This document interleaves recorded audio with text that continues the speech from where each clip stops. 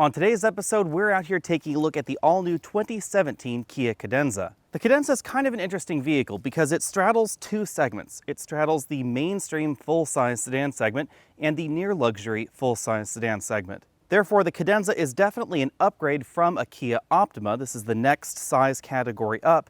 It's also a cross-shop to something like a Ford Taurus or actually a Lexus ES 350 in the top-end trim that we're taking a look at right here. To help differentiate the trim levels, there are actually two different grills in the Cadenza. There's this one here that we've been looking at with these vertical slats. It's concave, and this is what you'll find in the top-end trim. Right next to that car, we have a base model Cadenza. It also has a concave grille, but instead of those vertical slats, we have little dots right here that are very similar to the other Kia models in the US, except these actually have sort of a little dimple right in the middle of it. They're calling this a butterfly element.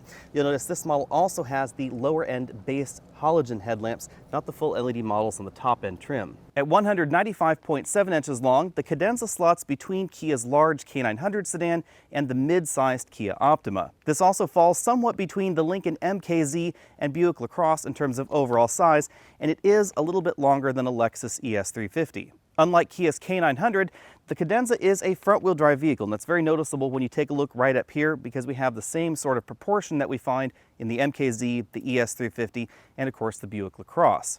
Out back, the Cadenza gives us an LED light pipe to mimic the LED light pipe going on up front in that Z pattern right there, integrated dual exhaust tips, and a fairly blunt rear end with an integrated spoiler design right in the trunk lid.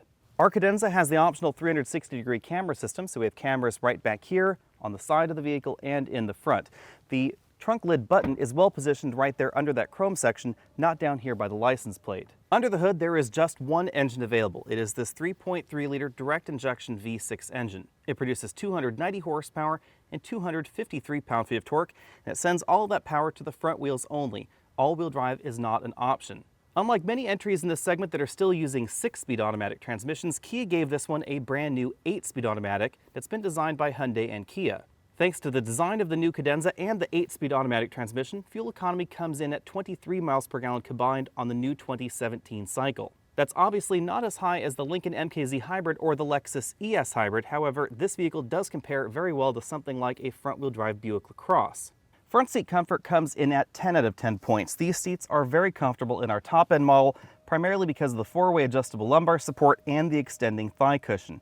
The extending thigh cushion is what separates this from something like the Lincoln MKZ. The MKZ has a fairly short bottom cushion, so I found these seats just about as comfortable as the MKZs, even though we don't find the massage feature in this vehicle like you do in the Lincoln.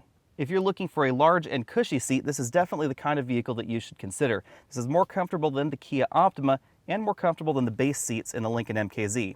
We have a power tilt telescopic steering column in this model that is memory linked with the two-position seat memory. One thing worth noting is that the front passenger seat does not have the same range of motion as the driver's seat. It's very much like we see in the Lexus ES 350. Legroom and rear seat comfort are the two big reasons you would buy a Cadenza over your average mid-size sedan. Sitting right here behind myself at 6 feet tall, you can see I have nearly 10 inches of legroom left. Very interestingly, Kia has also deliberately designed the Cadenza for taller drivers and taller passengers because we get a little bit more headroom up front than your average entry in this segment, and the front seat track is definitely longer than the average entry, meaning it's much easier for taller drivers and taller front passengers to find a good seating position. Headroom in the rear seats is fairly average for this segment. If I sit upright, my head does touch the ceiling, and we are in the model with the optional panoramic sunroof.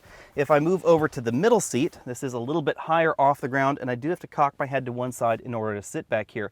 This is the big reason I'm going to give this rear bench seat 9 out of 10 points, not 10 out of 10 points. One thing worth noting is that the Cadenza does not get a 60/40 or 100% folding seat back. All we get is a ski pass-through right here in the middle and a softly padded center armrest with built-in cup holders. At 16 cubic feet, the trunk in the Cadenza is just about average for this particular segment.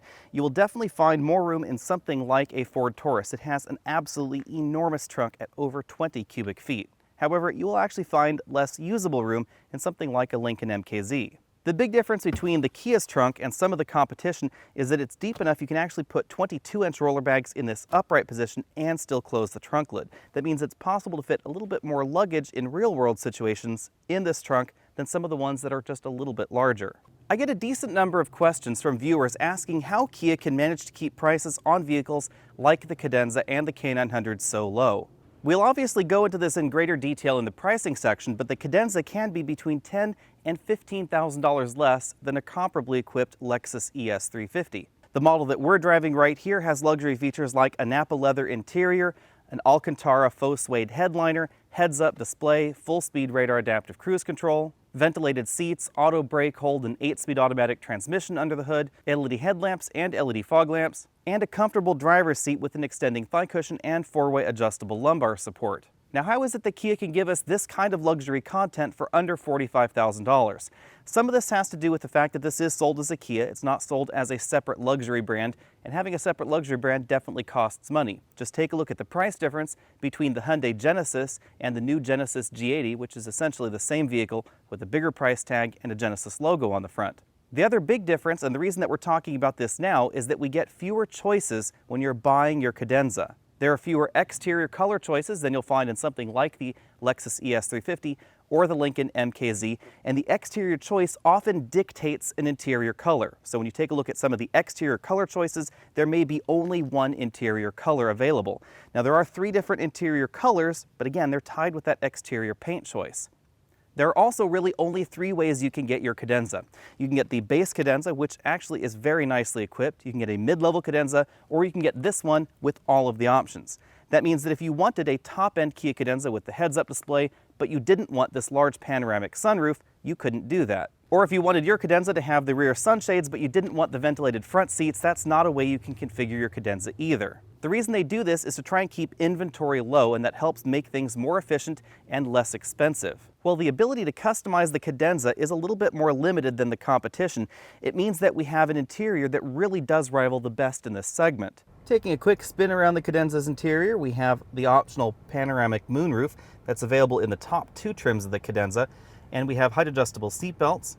Our model has the optional Napa leather upholstery, which is a very soft grade of leather. These particular seats feature quilted sections on the seat back and seat bottom cushion, and they are both heated and ventilated. The front door panels have a soft touch injection molded section up top, a piano black section right here around the door handle, and then we have an imitation wood trim section right here. The black section and the ivory section in the mid part of the door are actually stitched imitation leather.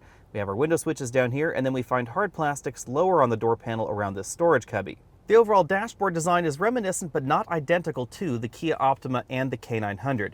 We have a soft-touch injection molded upper portion of the dashboard that, very much like the Lexus ES 350, has then been stitched after the fact. So this is not a stitched dashboard where there are multiple pieces of material that are actually being held together by the stitches. This is just a regular injection molded dashboard that's then been stitched afterwards.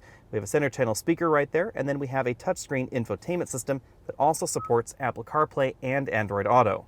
On the passenger side, we have a metallic trim strip separating the upper section of the dashboard from this soft-touch middle section, more imitation wood trim, and then a fairly large bin-style glove compartment is easily able to put a large tablet computer inside. The Cadenza gets Kia's latest infotainment and navigation system, although this screen is not quite as large as some of Kia's models. We hit the Kia button right back there. We go back to the native interface in the Cadenza. You can see we have factory navigation there. The system also offers certain smartphone integrated features like Pandora streaming through your smartphone and the Yuvo eServices app. Below the touchscreen, we find the start-stop button for the vehicle, the dual-zone automatic climate controls, analog clock, large button right there for the hazard lights, and then below that we find certain controls for the infotainment system. Direct access buttons to radio, media, track forward, backward, a direct access button to the map interface, phone, the Yuvo interface, and a button to turn on and off the display. Working our way down from there, we have a storage compartment right here specifically designed for smartphones, it seems. If I put the vehicle in drive, you can see this a little bit more easily. We have a Qi wireless charging mat, USB input, auxiliary input, and a 12-volt power port. My iPhone 7 Plus with the cable connected just barely fits inside. The console shifter is a fairly traditional design. As you can see, drive is all the way down, manual mode is over to the left, and then we toggle up for up and down for down. To the right side of the shifter, we find 2 large cup holders, easily able to accommodate large takeout drinks. Behind the shifter, we find the controls for the heated steering wheel, the drive mode button. This allows us to choose between comfort, eco, sport, and smart mode, which automatically adapts to your driving cycle. This does not affect the suspension, but does affect the way the transmission and engine behave. We also have a button for our 360-degree camera system that's optional, heated and ventilated seats, electric parking brake right down there, the rear window shade, and an auto brake hold button. Between the front seats, we have a leather-coated center armrest. It opens in a bifold fashion to reveal a fairly large storage cubby. We also have a small divider right there, so you can put smaller items to keep them from getting lost. We have a 12-volt power outlet, but no USB input. On the driver's side, we have an instrument cluster very similar to other Kia models. We have red needles, black faces, and white numbers. Between the two dials, we have a large LCD section that functions as a trip computer as well as a digital speedometer. This displays where you'll find things like distance to empty, the drive mode the vehicle is in, your fuel economy, that sort of thing, as well as your navigation turn-by-turn directions if you have navigation enabled. You'll also find information regarding the various safety systems and the radar adaptive cruise control. In addition to that, this displays where you would adjust certain vehicle settings like the heads-up display, the driving assistance systems, the doors, lights, and sound options. Moving out from there, we see a steering wheel that is just a little bit different than some of the other Kia steering wheels out there. We get shift paddles on the back of the wheel, down on the left and up on the right, sport grips right up top, but unlike certain versions of the Kia Optima, it's a round wheel, not a flat-bottomed wheel. This may look like a stitched airbag cover, but it is in fact an injection-molded part, although I do think that they do a reasonable imitation. A very nice touch in this top-end interior, but one that is quite unusual in the near luxury or even the luxury segment, is that we have a full Alcantara headliner in the Cadenza SXL that includes the A pillars, the B pillars, the C pillars right back there in the rear passenger area, and the shade for this large panoramic moonroof. In our acceleration test, the Cadenza ran from 0 to 60 in 6.4 seconds. That's 1/10 of a second faster than the Cadenza at the launch event. The difference is likely because we're testing this vehicle on our own home test track, same track we test all of our other cars on. 6.4 seconds 0 to 60 is faster than the Lexus ES 350 or the Lincoln MKZ with either the hybrid or the base 2-liter turbocharged engine. That's likely because of the 8-speed automatic transmission that we find under the hood. This also managed to be just a hair faster than the last Cadenza that we tested. This engine has a little bit less power than the last generation Cadenza, but we have a first gear that's 19% lower, and that really helps improve the acceleration. In addition to first gear being lower, the final gear is also taller than the previous generation Cadenza, so we get slightly better acceleration and better fuel economy. In our braking test, we went from 60 miles an hour back to 0 in 119 feet. That means this is very similar to the Lexus ES 350 or the Toyota Avalon, but it does take a little bit longer than the TLX or the Lincoln MKZ. The Cadenza has never ostensibly been about handling. Very much like the Lexus ES 350, this is about a comfortable seat, a comfortable interior, comfortable ride, etc. However, the Cadenza does fairly well for itself, especially in this top-end SXL trim. Now, it's important to keep in mind that Kia does not really put performance tires on any version of the Cadenza, and that does affect the handling ability of this vehicle. It's really obvious when you start throwing this vehicle around out on winding mountain roads that this trails behind something like a Lincoln MKZ, which has more of a performance focus. However, I suspect if you put similar tires on the Cadenza, it would hold its own very well against the Lincoln, because this suspension is very well designed. Although the suspension is softer than something like a European sports sedan, it's not as cushy as some of the entries in this segment. And in our particular model, I think it has more to do with the tire selection than the suspension. Because our model does have the largest wheel and tire package available, and a lot of people don't realize this, but the tire also has a role to play when it comes to soaking up bumps in the road. It's not just the suspension. The lower the aspect ratio of your tire, in other words, the thinner the rubber is on the tire and the wheel combo, the less cushion that you're going to get out of the wheel and tire. This suspension soaks up large bumps fairly well, but some of these smaller bumps do get transmitted into the cabin. Now, this is still softer than something like a BMW 3 Series on average or a BMW 5 Series, but it's not quite as cushy as certain versions of the Buick LaCrosse. On the other hand, of course, the Cadenza does come across as sportier and a little bit more engaging than certain versions of the Lexus. The cabin in the Cadenza is very quiet for this segment. We scored 68.5 decibels, which makes this one of the quietest cabins we've tested. The Cadenza's cabin is just about as well isolated from the road as the Lexus ES 350. Thanks to the 8-speed automatic transmission and an efficient engine, we have been averaging 26.5 miles per gallon, which is above what the EPA says we should get.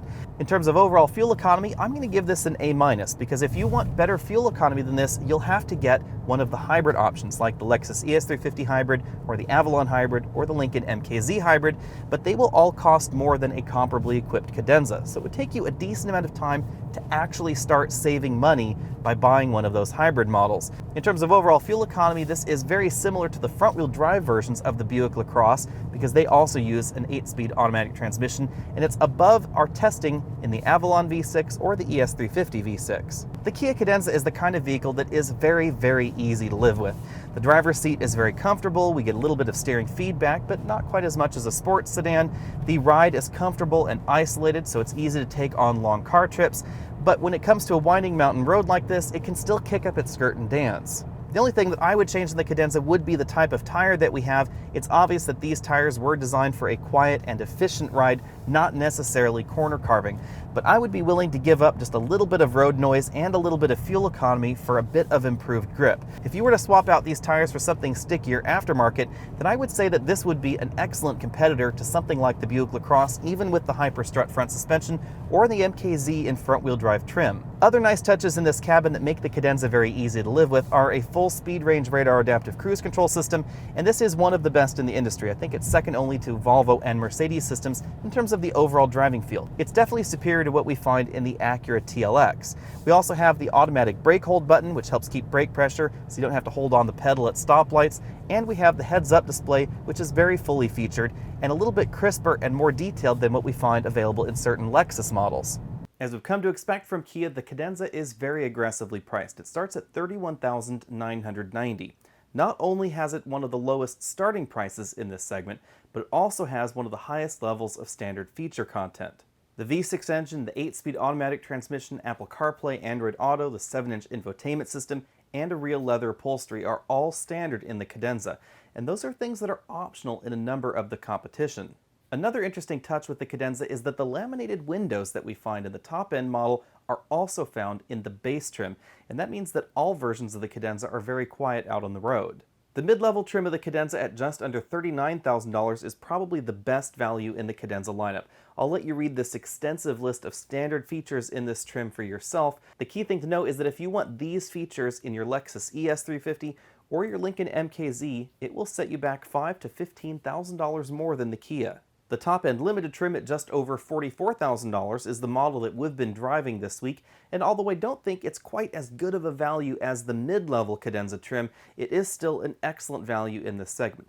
Not just because of all the features that you see above me on this feature list, but because of how the interior is put together. Not only do we find certain premium features in the Limited's cabin that we don't find in the competition, like the quilted Napa leather seats and the faux suede headliner, but we also find features in the Cadenza that are simply better polished than the features in the competition.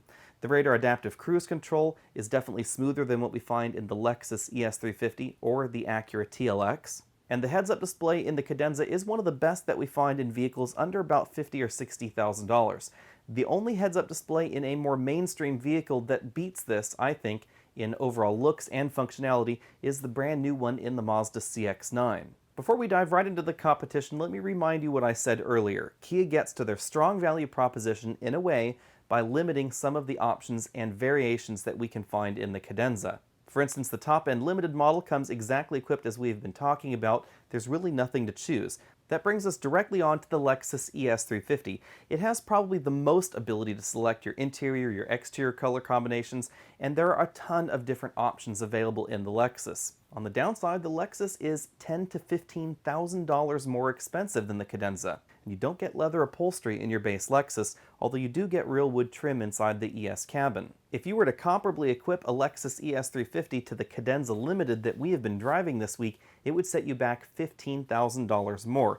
And interestingly enough, it wouldn't necessarily have all the features that we find in the Cadenza. It wouldn't have that 8-speed automatic transmission under the hood, it wouldn't be quite as fuel efficient, it wouldn't have the faux suede headliner that we found in our model, and it wouldn't have quilted Napa leather seats. In addition to that, the Lexus radar adaptive cruise control system doesn't feel quite as natural as the one that we find in the Kia, and the heads-up display is definitely more attractive and more feature-rich than the one we find in the Lexus. Obviously, Lexus is a luxury brand, so there's definitely value associated with the Lexus logo on the vehicle. In addition to that, we do have real wood trim inside the Lexus ES 350. We have a more premium dealer experience as well. I would expect average maintenance costs to be very similar between the Kia Cadenza and the Lexus ES 350, and I would say that repairs out of warranty are likely going to be less expensive with the Kia. Some shoppers out there have pointed out that the ES 350 has excellent resale value, and that is definitely true.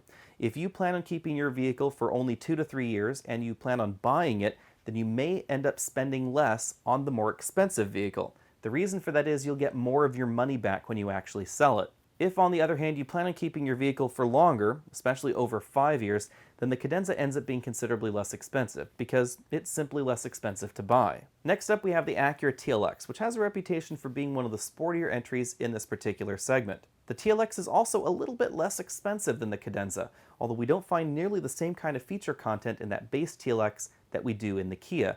The biggest thing that we're missing in the TLX is the V6 engine. If you were to try and comparably equip a TLX to the base Cadenza, it would be more expensive, and things just keep getting more expensive as you move on up the TLX ladder. Now, the TLX does get faster in its V6 form than the Cadenza because of the new 9-speed automatic transmission and the fact that we get a little bit more power out of that Acura engine.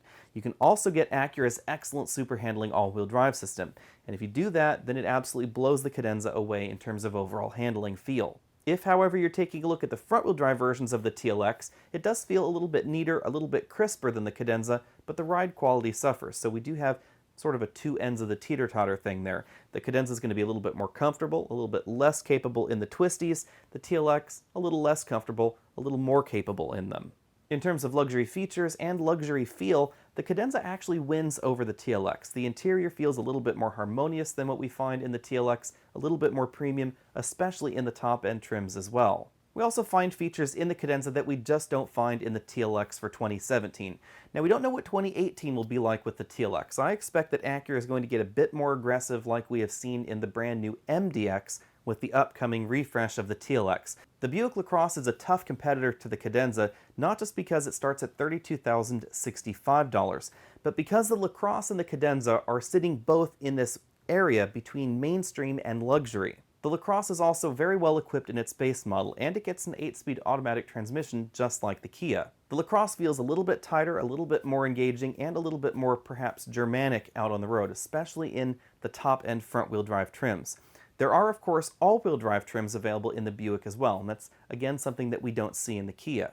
The Cadenza fights back with an experience that feels a little bit more cohesive, a little bit more refined, and I'm not just talking about the interior. I'm also talking about the way some of the electronic systems, like the radar adaptive cruise control system, work, as well as the way the transmission shifts. The new Kia 8-speed automatic transmission feels smoother and more refined than the Aisin unit that we find in the LaCrosse.